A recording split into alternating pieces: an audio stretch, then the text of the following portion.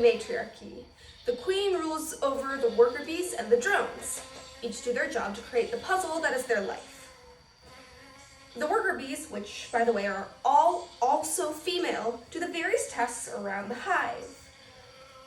Cleaning, foraging, nursing, building, guarding, storing honey, pollinating, and tending to the royalty. Which honestly doesn't sound so different from a human mother in human terms. Cleaning the house, buying groceries, tending to the baby, nursing the baby, cooking, anywho, finally, there are the drones. Those are the males and are completely useless except to fuck the queen.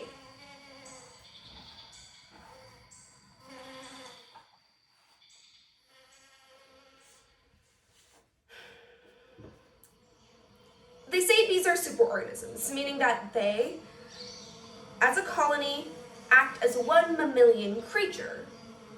The hive, the skeleton, the bees, the cells, the queen, well, they say she's like the brain, but I disagree.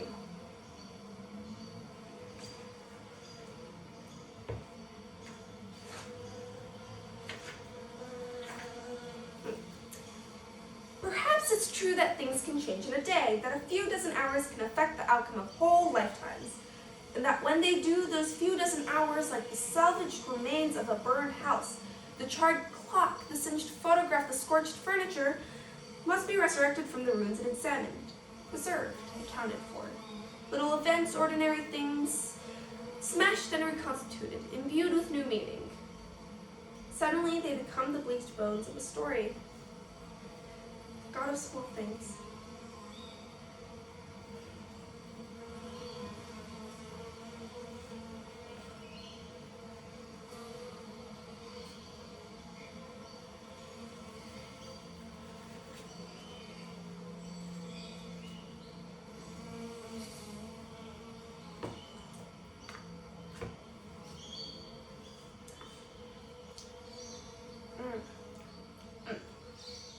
Honey is regurgitation of the flower nectar in their stomachs.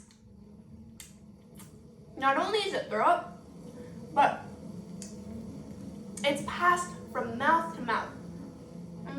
A regurgitative Chinese whispers, if you will, as it is combined with the enzymes of a whole chain of bees.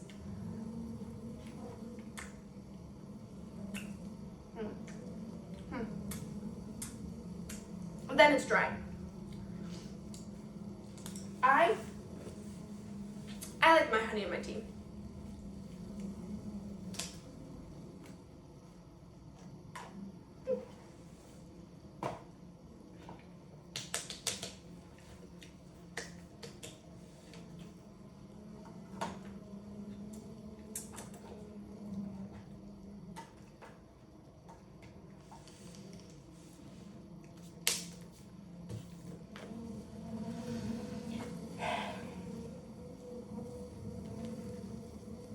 I have noticed that if you look carefully at people's eyes, the first 5 seconds they look at you, the truth of their feelings will shine through for just an instant before it flickers away. I have always tried to look at my own eyes, to try to find the source of the buzzing in my brain. I've only been able to find 2 black people staring back at me.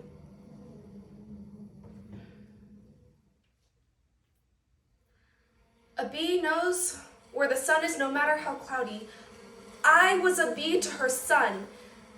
You cannot conceal her presence behind any cloudy day.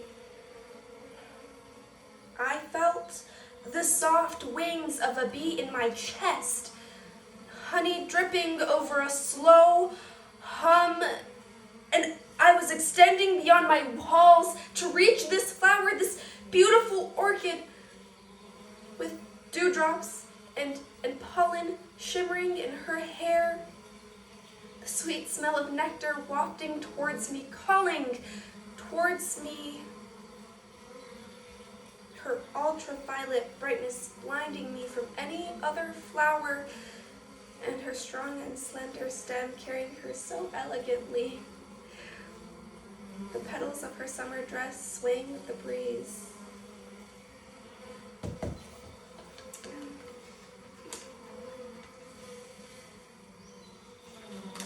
Then I saw her smile so close to my eyes that there was nothing to see but the smile, and the thought came into my head that I'd never been inside a smile before.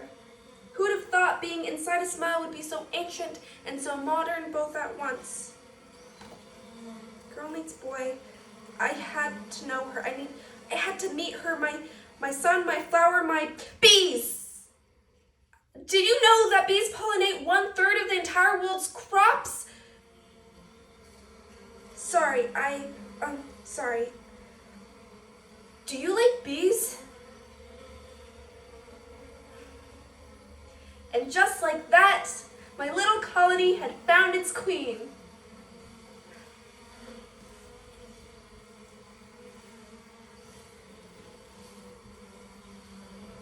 The superorganism of bees fit like puzzle pieces.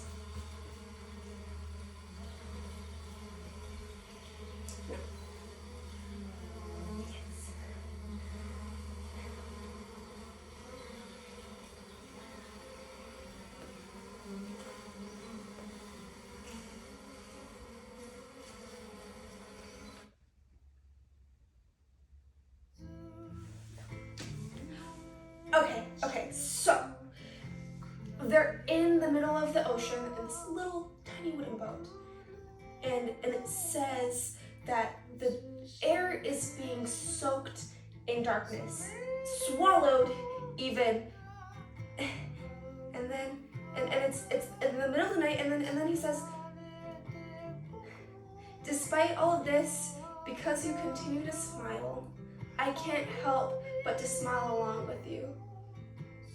Under the aluminum sky,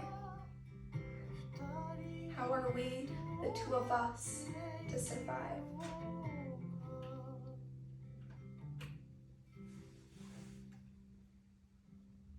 And I like to let the darkness swallow me too, the naked figure of light dancing figure eights along my wall.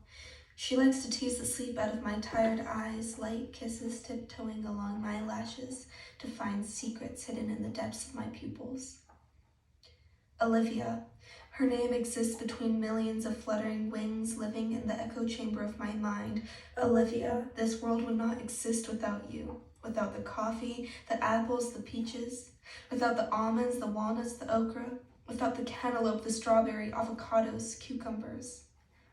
Without the pollen I would carry to the ends of the world, for the honey and royal jelly I would drip for you. A colony without a queen makes a cobblestone hive, uneven, unsymmetrical, ungeometrical, unloved, uneven. The queen's pheromones lead the hive to the beautiful puzzle of hexagons, even, symmetrical, geometrical, loved, even. The little bees build me outward, my bones extending, creating more of me, my puzzle of pieces that don't quite fit. My cobblestone pieces have found direction in their queen. Drifting off to sleep, I thought about her. How nobody is perfect. How you just have to close your eyes and breathe out and let the puzzle of the human heart be what it is. The secret life of bees.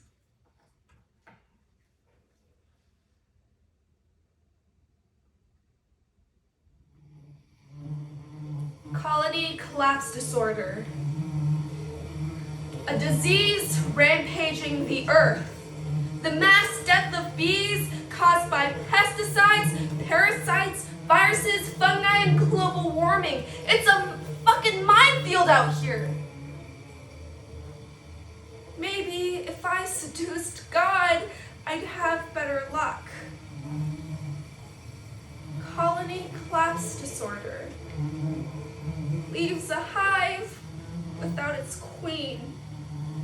Leaves the hive to die off with too many drones. It's the end of my world. It's the end of our world as we know it. It is my right to reside in my own mind. It is my right. It is my right to be unsociable, and it is my right to be unpleasant to be around. Do you ever listen to yourself? This is crazy, that is crazy. Everything is crazy to you. By whose measure?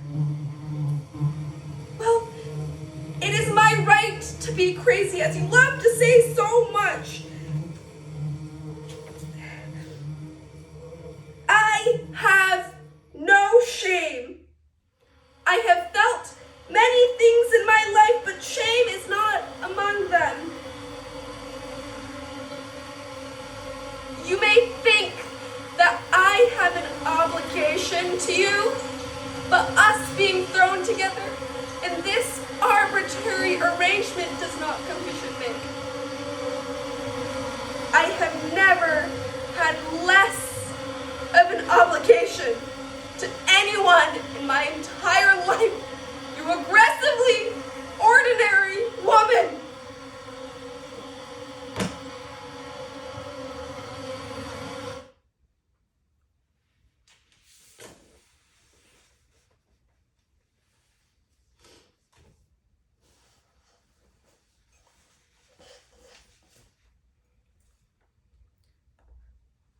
Honey has been used as a topical treatment to heal wounds and burns since ancient Egypt.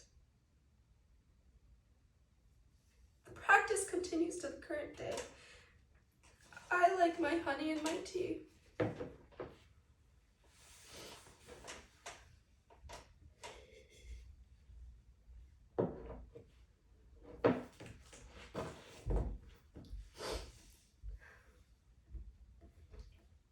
Writers imagine that they call stories from the world.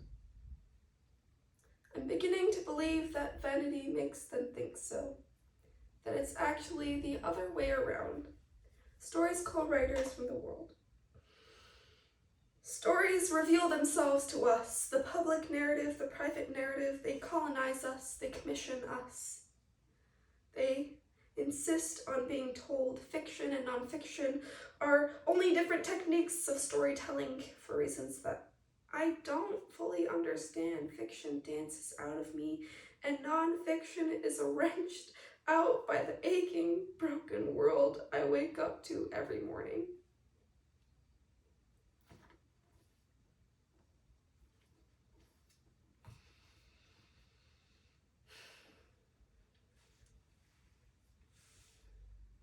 Bees live in a matriarchy. In the hive are the worker bees and the drones. Each do their job to create the puzzle that is their life.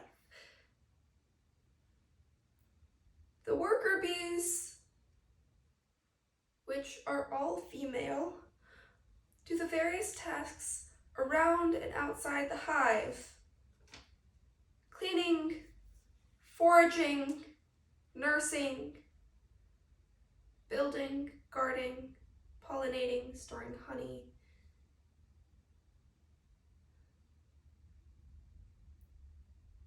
Finally, there are the drones. Those are the males and are completely useless.